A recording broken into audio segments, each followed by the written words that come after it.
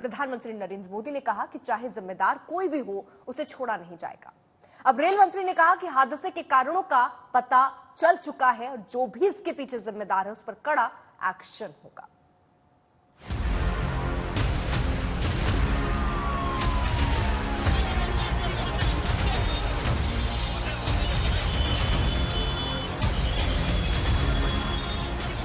एक कोरोमंडल एक्सप्रेस, दूसरी बेंगलुरु हावड़ा एक्सप्रेस और तीसरी एक मालगाड़ी।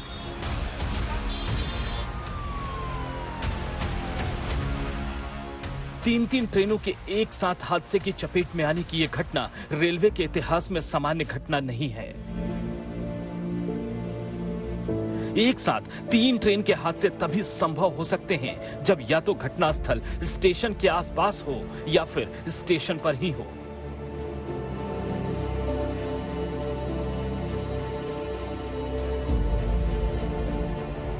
ऐसा ही हादसा बालासोर में भी हुआ है, जब बीच लाइन पर खड़ी मालगाड़ी और उसके दोनों तरफ आने जाने वाले पटरियों पर 2 एक्सप्रेस ट्रेनें एक साथ हादसे की चपेट में आ गई हैं।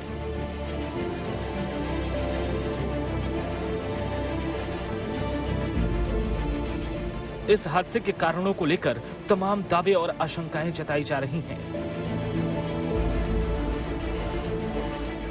शुरुआती जांच रिपोर्ट में इस बात का अंदेशा जताया गया है कि सिग्नल फेलियर के कारण यह हादसा हुआ। रेल मंत्री अश्विनी वैष्णव ने सुबह ही बताया कि इस हादसे के शुरुआती कारण का पता चल चुका है और जांच रिपोर्ट सौंपे जाने के बाद खुलासा हो जाएगा। कवच का इससे कोई संबंध नहीं। कल ममता जी आके बोल के गई थी, उनको जितना इस विषय के बारे में जानकारी होगी उसके हिसाब से उन्होंने कहा। ये विषय अलग है। इस विषय में पॉइंट मशीन की बात है, इलेक्ट्रॉनिक इंटरलॉकिंग की बात है। इलेक्ट्रॉनिक इंटरलॉकिंग में जो चेंज किया जिसके कारण ये दुर्घटना हुई, जिसने भी किया, जो भी इसके कारण है वो इन्वेस्टिगेशन से निकलेगा। इसका बात जो ममता जी ने कही वो नहीं है। जांच रिपोर्ट के खुलासे से पहले अब तक ये जानकारी है कि स्टेशन पर खड़ी मालगाड़ी से डीरेल हुई एक्सप्रेस ट्रेन टकराई और फिर उसकी बोगियां दूसरी पटरी पर जा गिरी, जिससे तीसरी ट्रेन आकर टकराई। हर तरह से सिग्नल सेट थे और सिग्नल ग्रीन थे।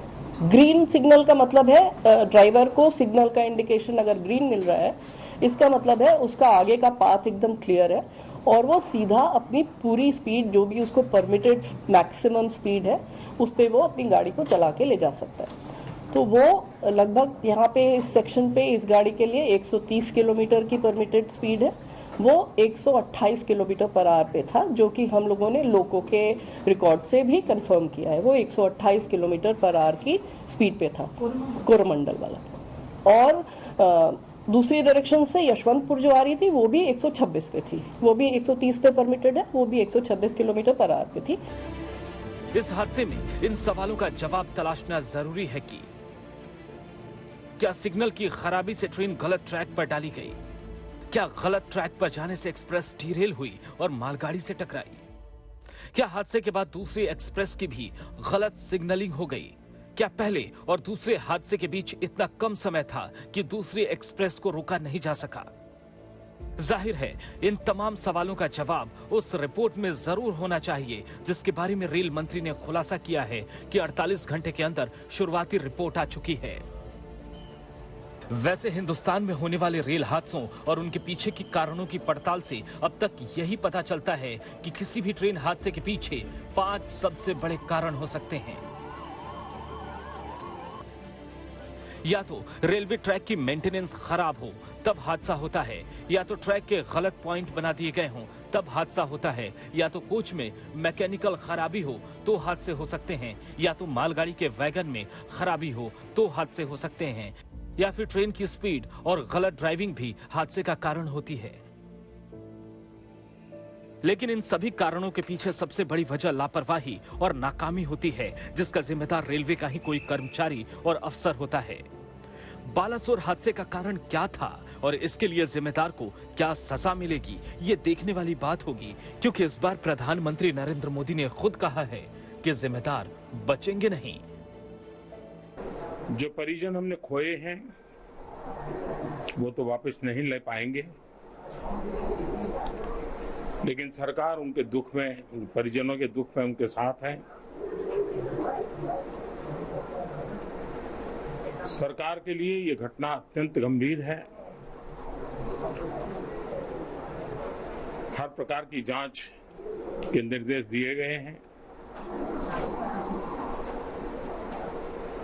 और जो भी दोषी पाया जाएगा उसको सख्त से सख्त सजा हो, उसे बख्शा नहीं जाएगा। 1 लाख किलोमीटर के रेलवे ट्रैक वाला हिंदुस्तान इतना विशाल देश है और उसमें रेलवे का इतना बड़ा नेटवर्क है कि उसमें जरा सी भी चूक का मतलब सैकड़ों लोगों की जान से खिलवाड़ हो सकता है। और यही वजह है कि रेलवे के ऊपर इन हादसों को रोकने की जिम्मेदारी और चुनौती सबसे अधिक होती है, क्योंकि हादसे रेलवे की पटरियों की खराबियों के कारण भी होते हैं। क्योंकि भारत में रेल पटरियां गर्मी के दिनों में फैलती और ठंड के दिनों में सिकुड़ जाती है, इस लिहाज से उनकी लगातार देखरेख और मरम्मत की जरूरत होती है। बदलते मौसम के साथ पटरियों के कंपोनेंट्स, स्लीपर्स और स्विचेस को लगातार एडजस्ट करना होता है, उनकी लुब्रिकेटिंग करनी होती है। ये सारी जिम्मेदारी एक चौथी श्रेणी के कर्मचारी से शुरू होकर इंजीनियर्स तक जाती है। इस कड़ी में एक मामूली सी चूक भी सैकड़ों लोगों की जान ले सकती है। चेन्नई से शिल्पा, बालासोर से इंद्रजीत कुंडू और ऋतिक मंडल के साथ आज तक ब्यूरो। हादसे की जांच चल रही है। रेल मंत्री खुद घटनास्थल पर बने हुए हैं और इस बीच प्रधानमंत्री भी हादसे वाली जगह का दौरा कर चुके हैं। पूर्व केंद्रीय मंत्री रविशंकर प्रसाद ने कहा है कि ऐसा पहली बार हुआ कि हादसे वाली जगह पर कोई प्रधानमंत्री खुद गया हो। रेल हादसे पर रविशंकर प्रसाद का बयान कि पहली बार कोई प्रधानमंत्री मौके पर गया, स्थिति का मुआयना करने के लिए खुद, घायलों से मुलाकात करने के लिए खुद पहुंचा।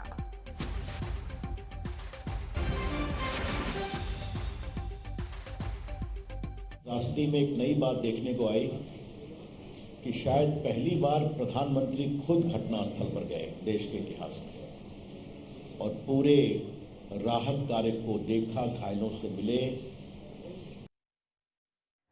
बालासोर ट्रेन हादसे को लेकर जिम्मेदारी तो तय होनी चाहिए। ये पूरा देश जानना चाहता है कि इतना बड़ा ट्रेन हादसा कैसे और क्यों हुआ, और इसके लिए क्या कोई अफसर, कर्मचारी, प्रभारी जिम्मेदार है या पूरे सिस्टम में कोई लचर इंतजाम है जो इतना बड़ा हादसा हो गया। इसकी जांच भी होगी, इसके नतीजे भी आएंगे, लेकिन सवाल कार्रवाई का है। इस ट्रेन की जिम्मेदारी तय करने के बाद क्या कार्रवाई भी होगी। विपक्ष सवाल उठा रहा है कि जिम्मेदारी की आज सीधे रेल मंत्री तक जाती है। जब हिंदुस्तान के रेल मंत्री खुद इंजन में खड़े होकर रेल को हादसे से बचाने वाले कवच सिस्टम का ट्रायल करते नजर आते हैं, तो पूरे देश को यकीन होता है कि रेलवे की देखरेख का जिम्मा सुरक्षित हाथों में है। जब देश की रेलवे की कायाकल्प की तस्वीरें सामने आती हैं, जब देश में बुलेट ट्रेन चलाने के सपनों की दिशा में बढ़ते कदम नजर आते हैं, तो देश को यकीन होता है कि रेलवे तरक्की कर रहा है।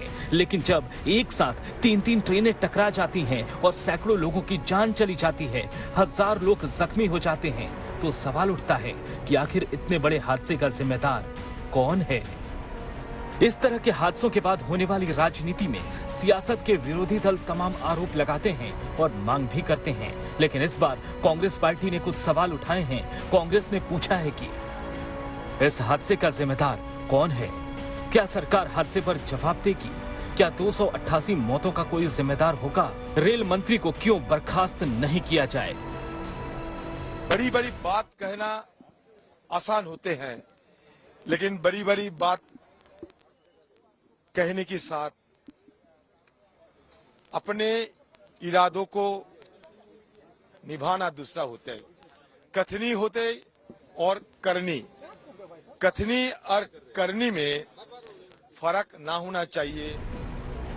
कांग्रेस पार्टी ने 9 कारण और 9 सवाल भारत सरकार और रेल मंत्री से पूछे हैं। कांग्रेस का आरोप है कि अगर सिग्नल फेल होने से हादसा हुआ तो 9 फरवरी को साउथ वेस्टर्न जोन के चीफ ऑपरेटिंग मैनेजर ने सिग्नलिंग सिस्टम की कमी को लेकर चिट्ठी लिखी थी, उस पर तुरंत कार्रवाई क्यों नहीं हुई? पिछली घटनाओं के बाद ऐसे हादसे रोकने की कोशिश क्यों नहीं हुई? क्या रेल मंत्री ने वंदे भारत जैसे ट्रेनों पर व्यस्तता में यात्रियों की सुरक्षा से खिलवाड़ किया? 2 जून को हादसे से पहले रेलवे सुरक्षा पर हुए चिंतन शिविर में रेल मंत्री क्यों नहीं थे? रेलवे में गैंगमैन जैन कर्मचारियों की कमी से रेलवे की सुरक्षा से समझौता हो रहा है। 39 रेलवे जोन में से अधिकतर में कर्मचारियों की किल्लत नहीं है। ग्रुप सी में 3.11 लाख पदों पर भर्ती नहीं करने से सुरक्षा का खतरा पैदा नहीं हुआ है।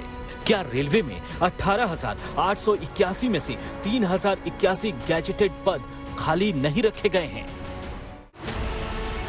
रेलवे के 2017 से 2021 के बीच हुए ऑडिट में भी खुलासा हुआ था कि रेल पटरियों का रखरखाव और निरीक्षण करने वाले कर्मचारियों की कमी से पटरियों की देखभाल में देश के अलग अलग हिस्सों में 30 से 100% तक की कमी देखी गई है। इतना ही नहीं, देश में ट्रेनों की होने वाली डिरेलमेंट यानी पटरी से उतरने वाली 1129 घटनाओं की जांच में पता चला कि ऐसे 24 कारण हो सकते हैं जिसकी वजह से ये हादसे होते हैं। कांग्रेस ने सवाल पूछा है कि पिछले साल 165 हादसों में से 35 हादसे सिग्नल फेल्योर से हुए तो रेलवे क्यों नहीं जागा? सभी रेलवे जोन में अभी तक कवच सिस्टम लागू क्यों नहीं हो सका? सिर्फ 2% नेटवर्क पर ही कवच सिस्टम क्यों? क्या रेलवे सुरक्षा फंड के 20% पैसे को दूसरे मद में इस्तेमाल किया गया? रेल मंत्री को दूसरे बड़े मंत्रालयों का प्रभार देकर मंत्रालय की जिम्मेदारी से क्यों समझौता किया जा रहा है? तो क्या प्रधानमंत्री जी अपने रेलवे मिनिस्टर श्री अश्विनी वैष्णव का इस्तीफा लेंगे? हमारी ये स्पष्ट मांग है कि रेलवे मिनिस्टर को तुरंत नैतिक जिम्मेदारी लेते हुए इस्तीफा देना चाहिए। सीएजी रिपोर्ट, पार्लियामेंट की स्टैंडिंग कमेटी रिपोर्ट, इन तमाम रिपोर्टों का, और ये 9 फरवरी की जो रिपोर्ट थी साउथ वेस्टर्न रेलवे की, इन सब रिपोर्टों पे जो सवाल उठते हैं, इन सवालों का जवाब प्रधानमंत्री जी की तरफ से कौन देगा? और मैं उम्मीद करता हूं कि ये सवाल आप उठाएंगे। इतना ही नहीं, आंकड़े ये भी बताते हैं कि मौजूदा रेल मंत्री के कार्यकाल में डिरेलमेंट जैसे हादसे तेजी से बढ़े हैं, क्योंकि साल 2020 से 21 में पटरी से ट्रेन उतरने के 27 हादसे हुए, जो 2021 से 22 में बढ़कर 34 हो गए। और न्यूज रिपोर्ट्स के मुताबिक साल 2022-23 में मई तक ही 48 बार ट्रेनें पटरी से उतर चुकी हैं। अफसोसनाक ये है कि पटरी से उतरने वाली ट्रेनों में 80% से ज्यादा पैसेंजर ट्रेन होते हैं और कई बार इसमें जान माल की संख्या बालासोर हादसे जैसे सैकड़ों को भी पार कर देती है। जाहिर है, भारत में ऐसे हादसे अब बर्दाश्त नहीं किए जा सकते और इसकी जिम्मेदारी तय करके कार्रवाई जरूर होनी चाहिए। आज तक ब्यूरो।